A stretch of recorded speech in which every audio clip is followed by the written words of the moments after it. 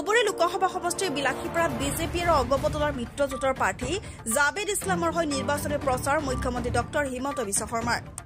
কংগ্ৰেছৰ দলৰ প্ৰাৰ্থী ৰকিবুল হুছেইনক আৰু AIUDF দলৰ প্ৰাৰ্থী বদৰুদ্দিন আজমলক তুলাধুনা মুখ্যমন্ত্ৰী ডক্টৰ হিমন্ত বিশ্ব শৰ্মাৰ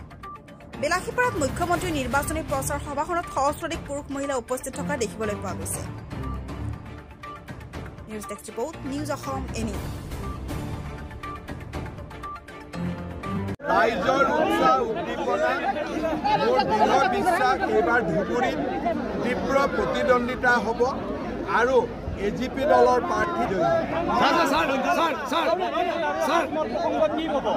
ৰকিবুল আৰু আজমল দুইজনৰে প্ৰধানমন্ত্ৰী ৰাহুল গান্ধী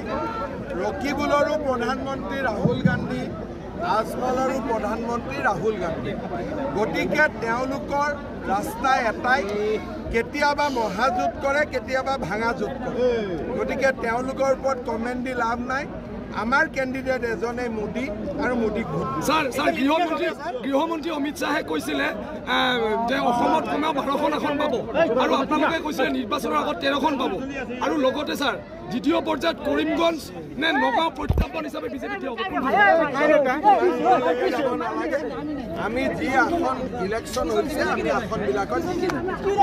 টেনশ্যন নাই বিজেপিৰ ৱেব চাৰিওফালে মিটিঙত ইমান মানুহ ইমান উৎসাহ উদ্দীপনা গৰমৰ মাজত মই কেতিয়াও দেখা নাই আমি 14খনৰ 14খনতে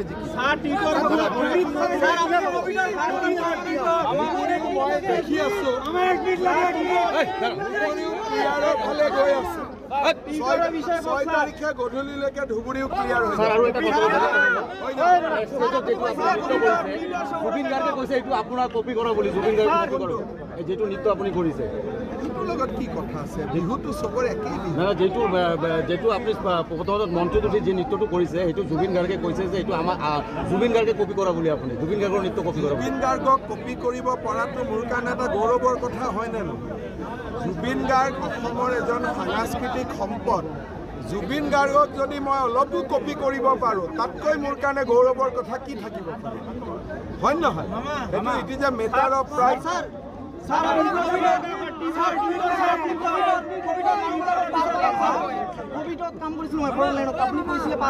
হ'ব টেনশ্যন নাই চব চিন্তা কৰিব নালাগে